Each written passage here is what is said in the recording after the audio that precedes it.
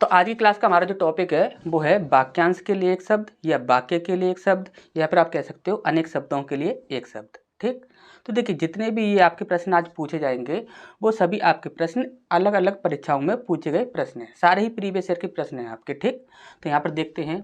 देखिए सबसे पहला है आपका उत्तर और पश्चिम के बीच की दिशा क्या कहलाती है। वाक्यांश के लिए हमें एक शब्द बताना है। ठीक, तो देखिए सबसे पहला है आपका वायव्य, दूसरा है आपका ईशान, तीसरा है आपका आग्नेय और चौथा है आपका अन्योदर। ठीक, देखिए अब ध्यान से समझिएगा, इसका जो सही आंसर होता है वो होता है आपका वायव्य। ठीक, अब यहाँ पर देखिए वायव्य कहते हैं उत्तर और पश्चिम के बीच की दिशा। ठीक, जैसे हम उत्तर पश्चिम बोलते हैं वही होता है आपका उत्तर और पश्चिम के बीच की दिशा वायव्य। ठीक, अब यहाँ पर यदि औरों की बात की जाए कि औरों को क्या कहते हैं, तो देखिए उत्तर और पूरब, क्या उत्तर और पूरब, उत्तर और पूरब के बीच की जो दिशा होती है उसे कहते हैं हम ईशान। ठीक, उसे क्या कहते हैं, ईशान। और देखिए पूरब और दक्षिण, क्या पूरब और दक्षिण, पूरब और दक्षिण के बीच की जो दिशा होती है उसे कहते हैं हम आग्नेय। ठीक, यहाँ पर देखिए ये शब्द है आपका अन्योदर। ये दो शब्द होते हैं, एक होता है अन्योदर और एक होता है आपका सहोदर, क्या सहोदर। और ये काफ़ी पूछे जाते हैं ये दोनों ही प्रश्न आपके। देखिए एक होता है सहोदर और एक होता है अन्योदर। सहोदर किसे कहते हैं, तो देखिए एक ही माँ की कोख से जन्म लेने वाले जो दो बच्चे हों, दो हों या दो से अधिक हों, इससे मतलब नहीं है, एक ही माँ की कोख से जन्म लेने वाले जो होते हैं उन्हें कहते हैं हम सहोदर। ठीक, और अन्य माँ की कोख से जन्म लेने वाला जो बच्चा होता है उसे कहते हैं हम अन्योदर। ठीक, याद रखिएगा, अन्य माँ की कोख से जन्म लेने वाला अन्योदर और एक ही माँ की कोख से जन्म लेने वाले यानी कि एक ही माँ के जो बच्चे होंगे उन्हें कहेंगे सहोदर। ठीक, इसका नेक्स्ट प्रश्न है जीवन को आघात पहुंचाने वाला। वाक्यांश के लिए हमें एक शब्द बताना है, जीवन को आघात पहुंचाने वाला जो होता है उसे क्या कहते हैं। ठीक, तो सबसे पहला है आपका अमिथ्यावादी, दूसरा है आपका सांघातिक, तीसरा है आपका सनातन और चौथा है आपका संहारक।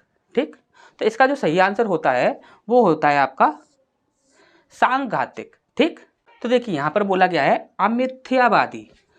अमिथ्यावादी कहते हैं जो सदैव सत्य बोलता हो, सत्य बोलता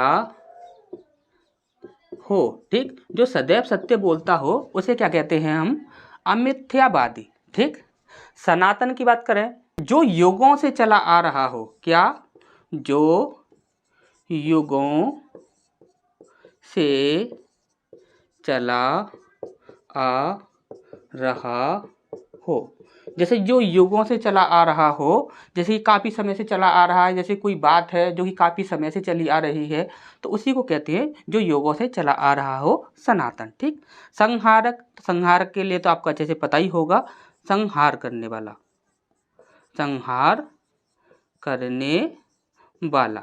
ठीक, तो नेक्स्ट क्वेश्चन की ओर बढ़ते हैं।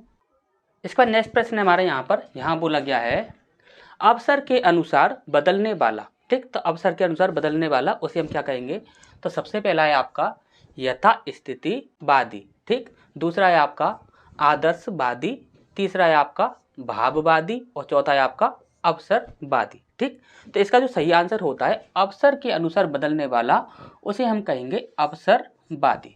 ठीक, अब यहाँ पर है आपका यथा स्थितिवादी, इसे कहेंगे हम जो यथावत रहे, यानी कि जो बदले ना। ठीक, जो बदले ना उसे हम क्या कहेंगे यथा स्थितिवादी। ठीक, अब इसके बाद आदर्शवादी, तो वो होता है आपका जो आदर्शों को माने, जो आदर्श माने। ठीक, जो आदर्शों को मानता है उसे कहते हैं हम आदर्शवादी। ठीक, अब इसका नेक्स्ट है आपका भूमि के अंदर की जानकारी रखने वाला, काफ़ी इंपॉर्टेंट है। और इसके जो ऑप्शंस हैं वो भी आपके काफ़ी ज़्यादा इंपॉर्टेंट है, ये सभी ऑप्शन आपके पूछे जाते हैं, ठीक। तो याद रखिएगा, यहाँ पर पूछा गया है भूमि के अंदर की जानकारी रखने वाला। सबसे पहला है आपका भूगर्भ वेत्ता, दूसरा है आपका पुरातत्व वेत्ता, तीसरा है आपका नृतत्व शास्त्री, इसका चौथा है आपका भूकंप वेत्ता, ठीक। तो इसका जो सही आंसर होगा वो होगा आपका भूगर्भ वेत्ता, ठीक। अब इसका नेक्स्ट है आपका पुरातत्व वेत्ता। ये किसे कहते हैं? तो आपको अच्छे से पता है, जो प्राचीन वस्तुओं की जानकारी रखे व खुदाई करे। क्या? खुदाई करे। जो प्राचीन वस्तुओं के लिए खुदाई करता है और उनकी जानकारी रखता है उसे कहते हैं हम पुरातत्व वेत्ता। इसका नेक्स्ट है आपका नृतत्व शास्त्री, ठीक। तो ये कौन होता है? तो देखिए, मानव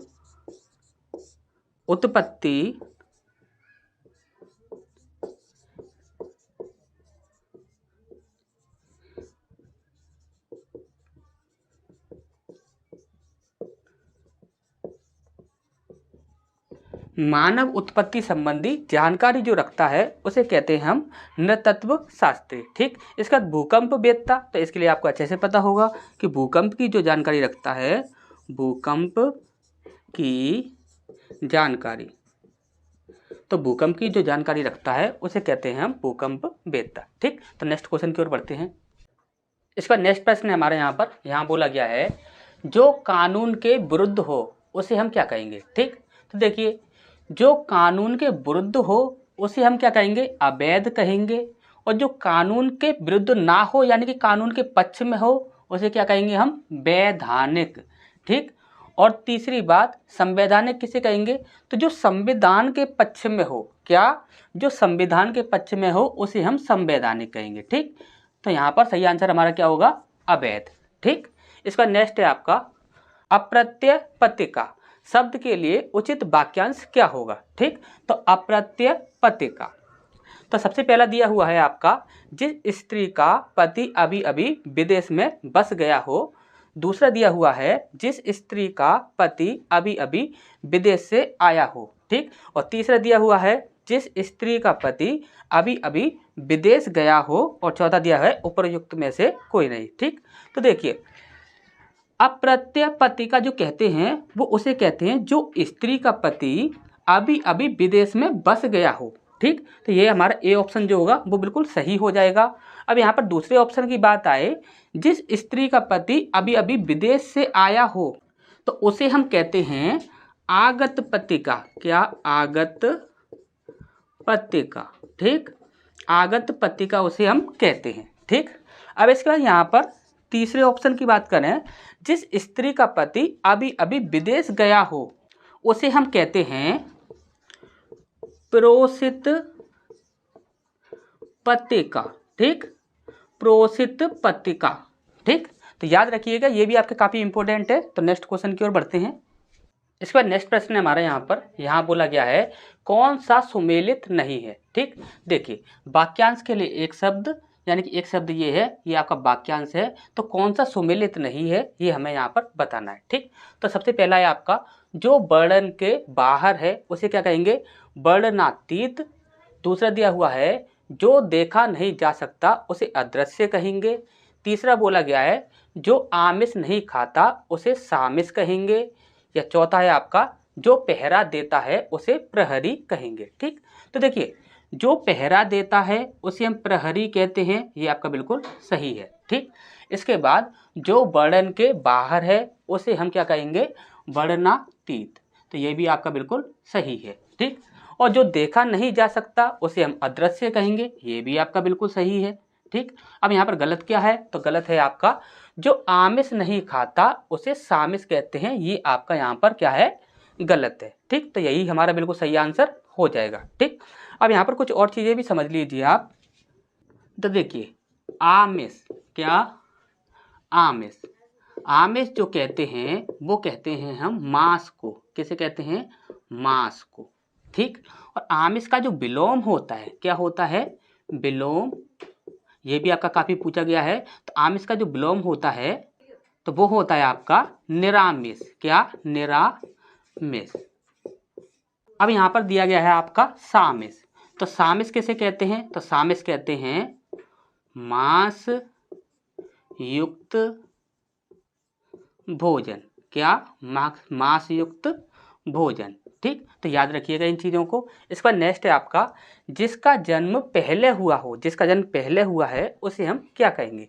तो सबसे पहला दिया हुआ है आपका अग्रज, दूसरा दिया हुआ है आपका ज्येष्ठ, तीसरा दिया हुआ है आपका वरिष्ठ और चौथा दिया हुआ है आपका श्रेष्ठ।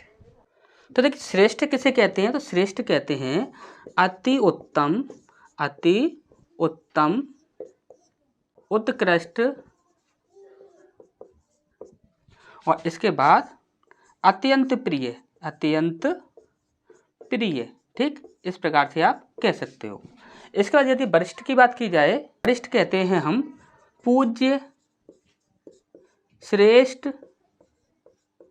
और महान। ठीक, पूजनीय, श्रेष्ठ और महान जो होता है उसे कहते हैं हम वरिष्ठ। ठीक, और यहाँ पर जिसका जन्म पहले हुआ हो उसे हम कहते हैं अग्रज। ठीक, तो नेक्स्ट क्वेश्चन की ओर बढ़ते हैं। इसका नेक्स्ट प्रश्न हमारा यहाँ बोला गया है जो कम खर्च करता है, जो कम खर्च करता है उसे हम क्या कहेंगे। तो सबसे पहला दिया हुआ है आपका कंजूस, दूसरा दिया हुआ है आपका मक्खी चूस, तीसरा दिया हुआ है आपका मितव्ययी और चौथा दिया हुआ है आपका अपव्ययी। ठीक, तो देखिए जो कम खर्च करता है उसे ना तो हम कंजूस कहेंगे ना ही हम मक्खी चूस कहेंगे। ठीक, इसका जो सही आंसर होता है वो होता है आपका मितव्ययी। ठीक, और ये काफ़ी बार पूछा गया है। और इसके साथ साथ आपका ये प्रश्न भी पूछा जाता है कि अपव्ययी किसे कहते हैं। ठीक, काफ़ी आपने एग्जामों में देखा भी होगा। तो देखिए अपव्ययी उसे कहते हैं जो फालतू खर्च करता हो,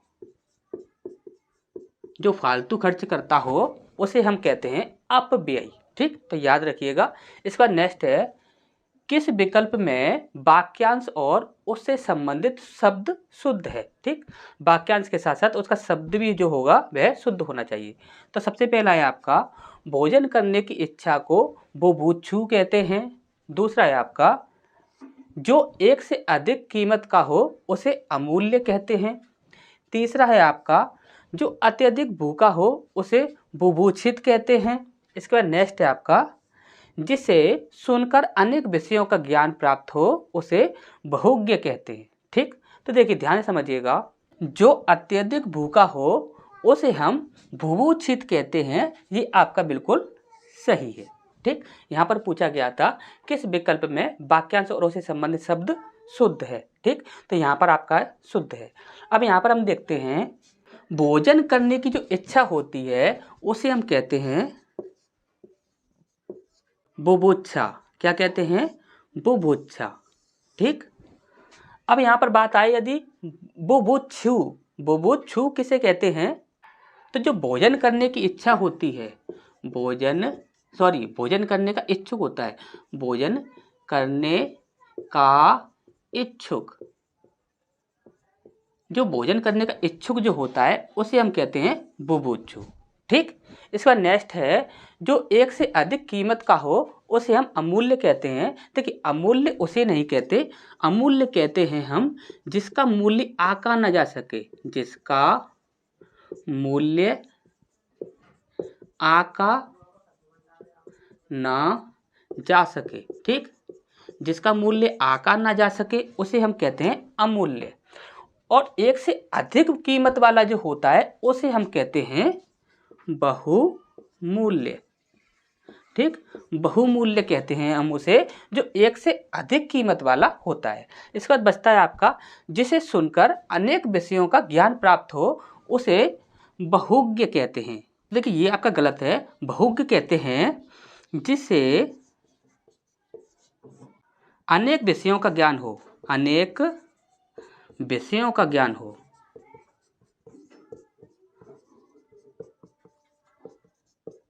जिसे अनेक विषयों का ज्ञान हो उसे हम कहते हैं बहुज्ञ।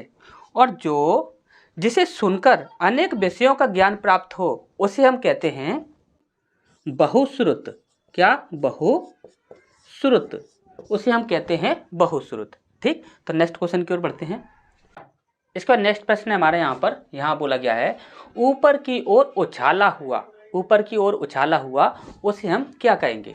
तो सबसे पहला है आपका प्रक्षिप्त, दूसरा है आपका उत्क्षिप्त, तीसरा है आपका आरोहण और चौथा है आपका उत्थान। ठीक, तो इसका जो सही आंसर होता है ऊपर की ओर उछाला हुआ तो उसे हम कहते हैं उत्क्षिप्त। ठीक, और यहाँ पर यदि प्रक्षिप्त की बात की जाए तो प्रक्षिप्त कहते हैं ऊपर की ओर फेंका हुआ। क्या? फेंका हुआ। ठीक, इसके बाद नेक्स्ट है आपका, यहाँ पर बोला गया है आरोहण। तो आरोहण किसे कहते हैं? तो आरोहण कहते हैं किसी पर सवार होना। क्या? किसी पर सवार होना। ठीक, किसी पर सवार होना वो कहलाता है आपका आरोहण। ठीक, अब देखिए उत्थान किसे कहते हैं? तो उत्थान कहते हैं आपका जैसे कि उठना या उठाना, या फिर आप बोलोगे ऊपर उठाना, ऊपर उठाना।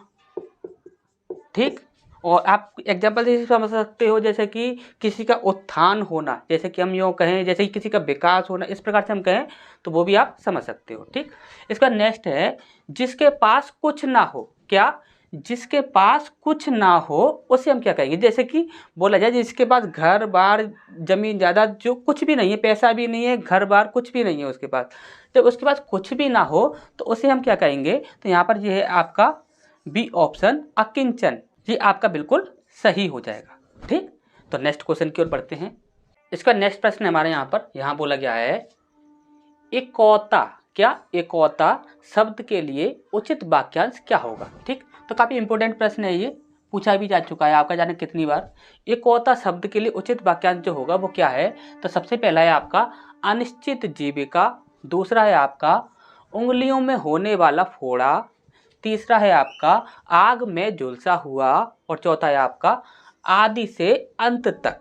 तो इसका जो सही आंसर होता है एकौता कहते हैं अंगुलियों में जो होने वाला फोड़ा होता है उसे हम कहते हैं एकौता। ठीक, यदि अनिश्चित जीवन की बात की जाए तो अनिश्चित जीवन को कहते हैं आकाश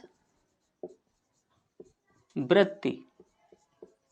ठीक, क्या कहेंगे? आकाश वृत्ति। ठीक, इसका नेक्स्ट है आग में झुलसा हुआ, काफी पूछा गया है। तो आग में झुलसा हुआ को ले कहते हैं अनल दग्ध। अनल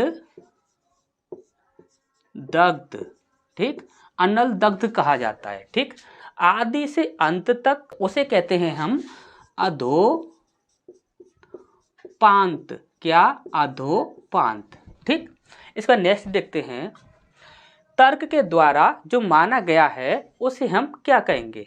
तो सबसे पहला है आपका तर्क सम्मत, दूसरा है तर्क संगत, तीसरा है आपका तकाबी और चौथा है आपका तटस्थ। तो इसका जो सही आंसर होता है देखिए तर्क के द्वारा माना गया हो, देखिए काफी अंतर होगा इनमें। देखिए तर्क सम्मत का अर्थ होता है तर्क के द्वारा। क्या? तर्क के द्वारा। अब यहाँ पर तर्क संगत की बात करें तो तर्क संगत का अर्थ होता है तर्क के साथ। क्या? तर्क के साथ। अब यहाँ पर द्वारा पूछा गया था तो इसके लिए आपका सही आंसर ये वाला होगा। तर्क के साथ पूछा जाता तो वहां पर आंसर होता आपका तर्क संगत। और तकाबी किसे कहते हैं? तो तकाबी कहते हैं सरकार के द्वारा दिया जाने वाला ऋण। ठीक, सरकार के द्वारा दिया जाने वाला जो ऋण होता है उसे कहते हैं तकाबी। और आपने देखा भी होगा जाने कितनी बार ये प्रश्न आपका पूछा गया है। और तटस्थ की बात करें तो तटस्थ होता है जो किसी पक्ष में ना हो, जो किसी भी पक्ष में ना हो, जिसे हम क्या कहेंगे? निरपक्ष। जैसे कि हमारा एक पक्ष ए है और एक पक्ष बी है, अब इन दोनों में झगड़ा हो जाए, अब एक व्यक्ति है जिसे हम कहते हैं पी, अब ये ना तो इसकी तरफ है और ना ही इसकी तरफ है, तो ये बीच में रह गया, तो यही होगा आपका निरपक्ष। ठीक,